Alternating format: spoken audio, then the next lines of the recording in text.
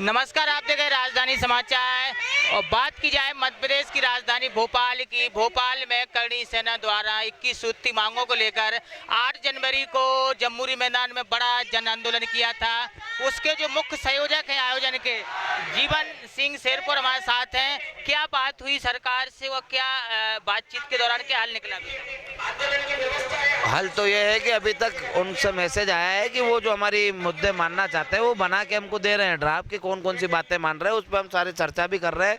जैसे कि हमारी बात हुई है कि जो जो हमारे मुद्दे हैं उनको पूरा हमने दे दिया है। उनमें से कौन कौन सी बातें हमारी मानते हैं, कौन कौन सी हमारी पूरी करते हैं, क्या वो बात रखते हैं, तब हमें पता चलेगा कि वो हमारे पास आके हमें बताएंगे, हमें लेटर देंगे लिख के कि हाँ हम इन बातों को मान रहे हैं, उनको लागू करेंगे, ये कमेटी बना रहे हैं, तब हम उनको विश्वास होगा कि हाँ वो हमारी बातें मान रहे हैं। चर्चा तो हमारी 4 दिन से चल रही है लगातार। कुछ लोग अनशन पे बैठे हैं, अन्न छोड़ दिया है। कितने लोगों की संख्या? हम 7 जने हैं टोटल। एक मैं हूँ, जीवन सिंह खुद, शैलेंद्र सिंह जी हैं, एक हमारे विनोद भाई है सोनार्थी जो कि एससी से आते हैं, एक बोड़ाना जी है वो भी एससी से आते हैं, और एक हमारे भाई है ये भी अनशन पे, एक लल्लन राजपूत है वो भी अनशन पे हैं, एक भंवर दब्बई है हमारे यहाँ जो सुलेटे हैं ये भी अनशन पे है। हम 7 लोग अनशन पे हैं। हमारी 5 लोगों की कमेटी बनी थी पर 2 लोग बाद में आए हैं उसमें कि हम भी रहना चाहते हैं, बाकी रहना बहुत चाहते थे, पर हमने कहा है कि अब 7 के बाद अब जो भी होगा नया आएगा। चुनावी साल है 2023, तमाम जगह देखा तो आपके संगठन में नारे भी लगेगा बीजेपी को वोट नहीं देना। आपके भी कुछ ऐसे वीडियो आए हैं कि मांग नहीं मानती तो जीवन में कसम खा लो कि भाजपा को वोट नहीं देना। क्या उद्देश्य हो, किस प्रकार से वो नारे हो, क्या सरकार से बातचीत नहीं हुई? आपने उसको पूरा नहीं सुना होगा वीडियो को। वीडियो काट पीट के डाले जाते हैं, काट पीट के बताए जाते हैं। हमने पहले भी कहा है हमारी लड़ाई व्यवस्था परिवर्तन की। क्या है व्यवस्था परिवर्तन की? यदि व्यवस्था में परिवर्तन नहीं हुआ तो सत्ता परिवर्तन करेंगे। जब व्यवस्था परिवर्तन हो जाएगी तो क्यों सत्ता परिवर्तन करेंगे? हम चाहते हैं कि पहले व्यवस्था परिवर्तन हो। व्यवस्था परिवर्तन नहीं होगी तो सत्ता परिवर्तन करेंगे, और सत्ता परिवर्तन करने के लिए हमें खुद का दल बनाना पड़े या किसी दल के साथ जाना पड़े। दोनों जगह हम एग्री हैं क्योंकि हम हमारी बातों के लिए लड़ रहे हैं, हमारे मुद्दों के लिए। जो दल हमारे मुद्दों के साथ लड़ेगा हम उसके साथ हो जाएंगे, ठीक है। और हमने ये कहा है कि जब हम आमरण अनशन पे बैठे और सरकार हमसे सूद नहीं ले रही, सरकार हमसे बात नहीं करना चाहती, सरकार हमसे पूछना नहीं चाहती, इतने लाखों युवाओं के बारे में नहीं सोच रही है। जो 8 जनवरी को लाखों युवा इकट्ठे हुए थे उनके बारे में नहीं सोचा जा रहा है। और जो हम आमरण अनशन कर रहे हैं, हमने ये हमेशा चाहा है कि लोकतांत्रिक तरीके से हो, इसलिए हमने जो लाखों लोग आए थे उनको घर भेजा और हमने कहा कि हम जो लोग हैं 5 लोग वो आमरण अनशन पे बैठेंगे और हम धरने को चालू रखेंगे। या हजारों की संख्या में जो लोग हुए वो सरकार की तानाशाही की वजह से हुए, वरना हम 5-7 लोग ही धरना प्रदर्शन कर रहे थे और आमरण अनशन कर रहे थे जब तक हमारी बात नहीं मानेंगे। और हमने पहले भी कहा है कि जब यदि हम मर जाते हैं इस आमरण अनशन में या हमें मृत्यु प्राप्त हो जाती है, हमारे शरीर से प्राण निकल जाते हैं, तो हमको बोलना पड़ेगा ना कि हमारे पीछे वालों को क्या करना है।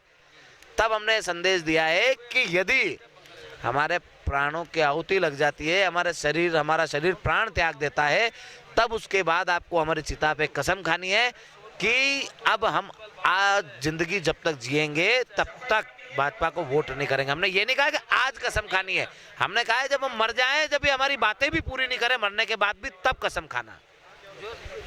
चुनावी कुछ आंदोलन बता रहे कि इसी साल बहुत बड़े आंदोलन हो रहे हैं देश के तमाम, चाहे युवा हो, बेरोजगारी हैं, बेरोजगारी के मुद्दे भी हैं। आप एक अच्छा मेरी बात बताइए आप, बेरोजगारी का काम जब 5 साल से कोई वैकेंसी नहीं निकली है ना, तो क्या युवाओं के लिए लड़ना हमारा अधिकार नहीं है? क्या हमारे साथ युवा नहीं है? और युवा किसी जाति का नहीं होता है, वैकेंसी किसी जाति के लिए नहीं निकलती, वैकेंसी निकलती है प्रदेश के हर युवा के लिए। और किसी भी युवा को उसका प्रदर्शन करने का मौका नहीं दिया गया, उसको उस कंपटीशन एग्जाम में अपने विचारों को रखने का मौका नहीं दिया गया कि वो उसने क्या तैयारी करी है। यदि कोई प्रश्न पूछेगा और उसको उत्तर देने का मौका ही नहीं देगा और आप बोल देगा आप फेल हो, तो कैसे माना जाएगा? हम चाहते हैं कि 5 सालों में यदि वैकेंसी निकलती तो कई युवाओं को रोजगार मिलता, नौकरी लगती उनकी और वो रोजगार पाते और कहीं ना कहीं वो सक्षम होते, तो बेरोजगारी कम होती। और 5 सालों से जब कोई वैकेंसी नहीं निकली है तो हमने वो बात रखी है कि 5 साल में कोई वैकेंसी नहीं निकली है तो रोजगार के लिए भी कमेटी बनाई जाए कि इतनी भर्तियां सालाना प्रदेश सरकार निकालेगी। हम इसी बात को लेकर लड़ रहे हैं। और हमने उसमें एक चीज और कही कि जो 5 साल से लोग तैयारी कर रहे थे, जो लोग 5 साल से तैयारी कर रहे थे वो कहीं ना कहीं अवरेज हो गए। अब अवरेज हो गए तो उसमें वो युवा फेल थोड़ी हुआ है, कि एवरेज हो गया, वो सरकारें फेल हुई जो वैकेंसी नहीं निकाल पाई। तो हमने ये मांग करी थी कि उन युवाओं के लिए 3 साल की समय सीमा बढ़ाई जाए, और वो सरकार ने बात भी मानी आंदोलन से जस्ट पहले, और उसको पूरा करा, और उसने सरकार ने लागू करा कि कोई सी भी वैकेंसी निकलेगी 3 साल के लिए युवाओं को छूट दी जाएगी उम्र सीमा में। तो कहीं ना कहीं सरकारों को समझ में भी आ रही, सरकारें उसको समझ भी रही है, पर क्या मजबूरी है कि वो सारी बातें पूरा करना नहीं चाहती, सारी बातों पर डिस्कस करना नहीं चाहती। तमाम वो मुद्दे हैं। जीवन सिंह जो शेरपुर है, एक सबसे बड़ी बात है बेरोजगारों की भी आवाज़ यहाँ धरने पर बैठकर अनशन पे वो भी उठा रहे हैं। तमाम मध्य प्रदेश के अन्य राज्यों का समर्थन भी मिल रहा। देखना होगा सरकार मध्य प्रदेश की किस प्रकार से मांगे मानती है, क्या आश्वासन देती है। राजधानी समाचार विश्वकर्मा